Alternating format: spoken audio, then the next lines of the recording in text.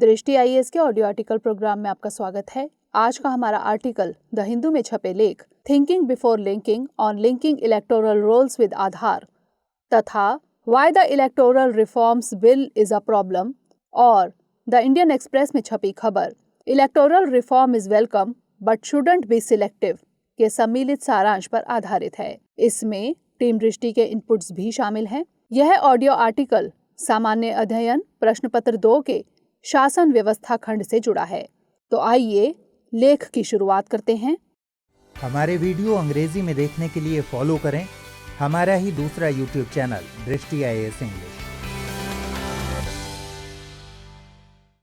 मतदाता सूची को आधार से जोड़ने के मायने। चुनाव सुधार से जुड़े मुद्दे आमतौर पर चर्चा में बने रहते हैं। स्वतंत्र, निष्पक्ष और भागीदारी पूर्ण चुनावी व्यवस्था की जरूरत को देखते हुए हाल ही में विपक्षी पार्टियों के भारी विरोध के बावजूद चुनाव कानून संशोधन विधेयक 2021 दोनों सदनों से पारित हुआ। इस विधेयक के जरिए जनप्रतिनिधित्व अधिनियम में कुछ बदलाव होंगे। इस विधेयक का मकसद चुनाव से जुड़े कानून में कुछ जरूरी बदलाव और सुधार करना है ताकि चुनावी व्यवस्था और अधिक जेंडर न्यूट्रल, भागीदारी पूर्ण और भ्रष्टाचार मुक्त हो सके। वैसे तो इस विधेयक में चुनाव कानून में सुधार से जुड़े कई प्रावधान शामिल किए गए हैं जिस पर हम इस आर्टिकल में चर्चा करेंगे, मगर मतदाता सूची को आधार इकोसिस्टम से जोड़ने वाला प्रावधान संसद के भीतर और बाहर सबसे अधिक चर्चा का विषय बना हुआ है। लिहाजा इस आर्टिकल में हम इस प्रावधान के उन सभी पहलुओं को टटोलेंगे जो सिविल सेवा परीक्षा के साथ साथ आम जनमानस के लिए भी खास हैं। सबसे पहले एक नजर चुनाव कानून संशोधन विधेयक 2021 पर डालेंगे। उसके बाद मतदाता सूची को आधार इकोसिस्टम से जोड़ने के फायदे और चिंताओं पर बात करेंगे और आखिर में इन चिंताओं से निपटने के उपायों पर भी चर्चा करेंगे। तो आइए सबसे पहले चुनाव कानून संशोधन विधेयक 2021 पर एक नजर डालते हैं। यह विधेयक जनप्रतिनिधित्व अधिनियम 1950 और 1951 दोनों के कई प्रावधानों में बदलाव करने का प्रावधान करता है। एक बदलाव जनप्रतिनिधित्व अधिनियम 1950 की धारा 14 में होगा।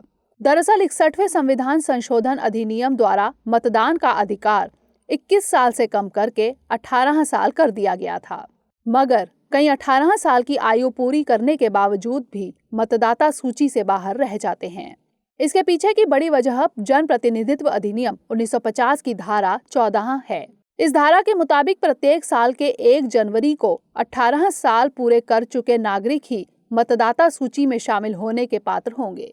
यानी जो नागरिक जनवरी की पहली तारीख के बाद पूरे वर्ष में कभी भी 18 साल की आयु को पूरा करता है, वह फिर अगले साल ही मतदाता सूची से जुड़ने की योग्यता रखता है। मगर इस विधेयक के कानून बनने के बाद ऐसा नहीं होगा। यह विधेयक जनप्रतिनिधित्व अधिनियम 1950 की धारा 14 में संशोधन कर मतदाता सूची से जुड़ने के लिए वर्ष में एक ही जगह 4 तारीखों की व्यवस्था करता है। ये चारों जनवरी, अप्रैल, जुलाई और अक्टूबर महीने की पहली तारीख है। इससे चुनावी व्यवस्था न केवल समावेशी होगी बल्कि भागीदारी पूर्ण भी होगी। दूसरा बदलाव जनप्रतिनिधित्व अधिनियम 1950 की धारा 20 और जनप्रतिनिधित्व अधिनियम 1950 की धारा 60 में करेगा, जो यह कहती है कि मतदान करने की योग्यता रखने वाला देश की सीमा के अंदर या बाहर सेवा करने वाले देश के सशस्त्र बलों के सैनिकों और भारत के बाहर तैनात सरकारी कर्मचारियों की पत्नी भी अपने पति के बदले मतदान करने की योग्यता रखती हैं। यह विधेयक पत्नी शब्द की जगह जेंडर न्यूट्रल शब्द स्पाउस को शामिल करता है। इससे उपरोक्त सेवाओं में लगी महिलाओं को भी देश की चुनावी व्यवस्था में भागीदारी का मौका मिलेगा। इसके अलावा एक और बदलाव होगा कि यह विधेयक चुनाव से जुड़े मटेरियल को रखने और सुरक्षा बलों तथा चुनाव कर्मियों के रहने के लिए किसी भी परिसर को नामित करने की अनुमति देता है। अगला बदलाव जनप्रतिनिधित्व अधिनियम 1951 की धारा 23 में किया जाएगा। मतदाता सूची के डेटा को आधार इकोसिस्टम से जोड़ने की अनुमति दी गई है ताकि एक ही व्यक्ति के कई मतदाता सूची में शामिल होने के खतरे को रोका जा सके। इसके तहत इलेक्टोरल रजिस्ट्रेशन ऑफिसरों को मतदाता के तौर पर रजिस्ट्रेशन करने वाले लोगों की पहचान सत्यापित करने के लिए आधार के उपयोग की अनुमति दी गई है। इसके अलावा यह मतदाता सूची में पहले से मौजूद लोगों के नाम के वेरिफिकेशन के लिए भी आधार इस्तेमाल करने की अनुमति देता है। हालांकि यह विधेयक इसकी भी व्यवस्था करता है कि मतदाता सूची में नाम जोड़ने के लिए किए गए किसी भी आवेदन को इस बेसिस पर रिजेक्ट नहीं किया जाएगा कि आवेदक ने आधार डिटेल मुहैया नहीं कराया है। इसके अलावा विधेयक इस बात को भी शामिल करता है कि पहले से मौजूद लोगों के नाम को वेरिफिकेशन के दरमियान मतदाता सूची से नहीं हटाया जाएगा अगर उसके पास आधार डिटेल प्रस्तुत ना कर पाने के पर्याप्त कारण मौजूद हों। ऐसे लोगों को केंद्र सरकार द्वारा तय किए गए अन्य कोई भी डॉक्यूमेंट प्रस्तुत करने की अनुमति दी जाएगी। ऐसा माना जा रहा है कि भविष्य में इन प्रावधानों के कई फायदे देखने को मिलेंगे। सवाल है कि वोटर लिस्ट को आधार इकोसिस्टम से जोड़ने पर कौन कौन से फायदे हो सकते हैं। इसका सबसे बड़ा फायदा है कि यह मतदाता सूची में दोहराव से निपटने में सहायक होगा, जो चुनाव आयोग की प्रमुख चिंताओं में से एक है। दरअसल मतदाता सूची में पहले से ही ऐसे कई लोग शामिल हैं जो या तो एक से अधिक निर्वाचन क्षेत्र की मतदाता सूची में या फिर एक ही निर्वाचन क्षेत्र की मतदाता सूची में एक से अधिक बार रजिस्टर हैं। चूंकि आधार एक यूनिक नंबर होता है, ऐसे में एक ही आधार नंबर से कोई व्यक्ति 2 क्षेत्रों में वोटर नहीं बन सकता। जाहिर है इससे मतदाता सूची में मतदाता के दोहराव पर अंकुश लग जाएगा, यानी चुनावी प्रक्रिया से फर्जी मतदाता अपने आप बाहर हो जाएंगे। इससे मतदान प्रक्रिया में बोगस वोट जैसी समस्या से भी निजात मिलेगी, क्योंकि हम निष्पक्ष चुनावी प्रक्रिया चाहते हैं और इसके लिए जरूरी है कि मतदाता सूची भी साफ हो। साथ ही इससे गैर नागरिकों के गलत तरीके से मतदाता के तौर पर रजिस्टर होने पर भी लगाम लगेगा। इसका दूसरा फायदा है कि अब डॉक्यूमेंट की कमी के कारण मतदाता सूची में शामिल होने से मतदाता वंचित नहीं रहेंगे। इसकी वजह है कि आधार को अब मतदाता सूची में नाम जोड़ने के लिए बेसिक डॉक्यूमेंट के रूप में पेश किया जा सकेगा। दरअसल अभी भी दूर दराज के इलाकों में कई ऐसे नागरिक हैं जो मतदाता सूची में शामिल होने के लायक होते हुए भी मतदाता सूची से बाहर हैं, क्योंकि उनके पास कोई जरूरी बेसिक डॉक्यूमेंट नहीं है। यह प्रावधान ऐसे लोगों को चुनाव में भागीदार बनाने में अहम साबित होगा। इसका तीसरा फायदा है कि अब युवा वोटर मतदाता सूची में तेजी से शामिल होंगे।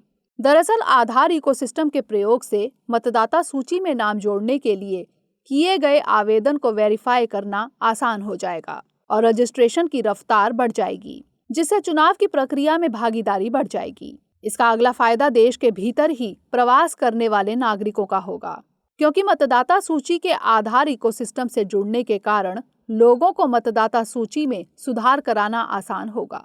अब उसे मतदाता सूची में नए सिरे से नाम शामिल करवाने की जरूरत नहीं होगी।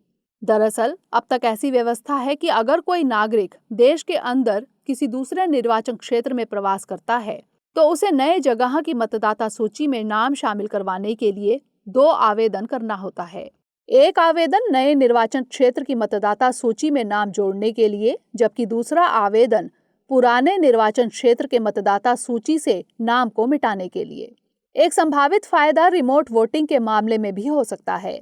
अगर मतदाता सूची को आधार इकोसिस्टम से जोड़ दिया जाता है तो माइग्रेंट वोटर को चुनाव में भागीदारी बनाना आसान हो जाएगा। इससे चुनावी व्यवस्था में भागीदारी और बढ़ जाएगी। हालांकि इन तमाम फायदे के बावजूद इससे कई चिंताएं उभर रही हैं।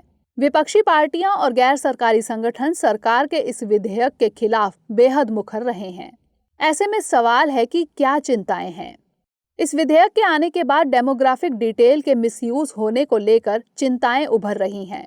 दरअसल मतदाता सूची के आधार इकोसिस्टम से लिंक होने से सरकार में शामिल राजनीतिक दलों द्वारा मतदाताओं की प्रोफाइलिंग करना आसान होगा, क्योंकि इससे सरकार के लिए यह ट्रैक करना बहुत आसान होगा कि किस मतदाता ने अपने आधार का उपयोग करके कल्याणकारी सब्सिडी और लाभ प्राप्त किए हैं। सरकार ऐसी गुप्त जानकारियों का उपयोग कर चुनाव के लिए राजनीतिक रूपरेखा तैयार कर सकती है। ऐसे में अपने संदेशों को विशिष्ट मतदाताओं तक पहुंचाना सत्ताधारी दल के लिए आसान होगा। यकीनन इससे चुनावी लोकतंत्र के लिए गंभीर खतरा पैदा होगा। यह न केवल चुनावी लोकतंत्र के लिए खतरा पैदा करेगा, बल्कि इससे लोगों के निजता के अधिकार पर हमला होने का भी डर है। दरअसल 2017 के जस्टिस पुट्टास्वामी केस में सुप्रीम कोर्ट द्वारा फैसला सुनाया गया है कि निजता का अधिकार अनुच्छेद 21 के तहत एक मूल अधिकार है। अतः डेटा प्रोटेक्शन कानून के निजता के अधिकार पर हमला होने की स्थिति में सुरक्षा से जुड़े कोई भी ठोस प्रावधान मौजूद नहीं है। गौरतलब है कि पुडुचेरी में पिछले चुनाव प्रचार के दौरान इस तरह के वाकया देखने को मिले भी हैं। इसे लेकर अप्रैल 2021 में मद्रास हाई कोर्ट ने भारतीय विशिष्ट पहचान प्राधिकरण यानी UIDAI को तलब किया था। दरअसल पुडुचेरी में पिछले चुनाव प्रचार के दौरान केवल आधार कार्ड से जुड़े मोबाइल फोन पर ही बल्क में SMS प्राप्त हुए थे। इन संदेशों का मकसद किसी विशेष राजनीतिक दल के व्हाट्सएप ग्रुप में लोगों को शामिल करना था। तीसरी चिंता इसके अमल में लाने को लेकर है। इस प्रावधान के अमल में लाने के समय कुछ वैध मतदाताओं के मतदाता सूची से बाहर हो जाने की आशंका जताई जा रही है, क्योंकि आंध्र प्रदेश और तेलंगाना के मामले में ऐसे वाकया देखने को मिल चुके हैं। 2015 में चुनाव आयोग ने national electoral roll purification and authentication programme launch किया था। इसका मकसद आंध्र प्रदेश और तेलंगाना में वोटर ID को आधार से जोड़ना था, ताकि वह मतदाता सूची में से दोहराव वाले नामों को हटा सकें। मगर इस कार्यक्रम से बड़ी संख्या में वैध मतदाता सूची से बाहर हो गए। तब सुप्रीम कोर्ट ने चुनाव आयोग के इस कार्यक्रम पर रोक लगा दिया। चौथी चिंता है कि अगर मतदाता सूची से वैध मतदाता बाहर हो जाते हैं तो इसके लिए सबूत पेश करने की जिम्मेवारी बाहर हो चुके मतदाता की होगी, जबकि पहले सरकार सक्रिय रूप से डोर टू डोर वेरिफिकेशन के माध्यम से मतदाता सूची में रजिस्ट्रेशन सुनिश्चित करती थी, जिससे सार्वभौमिक वयस्क मताधिकार प्राप्त किया जा सके। बहरहाल नए प्रावधान से समावेशी और भागीदारी पूर्ण चुनावी व्यवस्था प्रभावित हो सकती है। अगली चिंता आधार की स्थिति को लेकर है। दरअसल आधार को मनी बिल के रूप में लाया गया था, जिस कारण आधार की संवैधानिकता पर सुनवाई करते हुए सुप्रीम कोर्ट ने सार्वजनिक वितरण योजना यानी PDS जैसे कार्यक्रमों तक इसे सीमित कर दिया है। इसके अलावा कुछ हाई कोर्ट्स आधार की विश्वसनीयता पर भी सवाल उठा चुके हैं। ऐसे में सबसे बड़ा सवाल है कि जब आधार का दायरा अपने आप में सीमित, संदेहास्पद और असुरक्षित है, तो इसे मतदाता सूची से जोड़ना कितना कारगर और सुरक्षित होगा। कई जानकारों के मुताबिक इसका उपयोग सरकार नागरिकों पर नजर रखने के लिए भी कर सकती है। अगर ऐसा होता है तो लोकतांत्रिक राज्य की सोच निगरानी राज्य में तब्दील हो जाएगी। कई संगठनों ने एक चिंता आधार लिंकिंग से जुड़े कई दूसरे प्रावधानों को लेकर भी जाहिर की है। दरअसल आधार लिंकिंग का प्रावधान स्वैच्छिक है, ना कि अनिवार्य।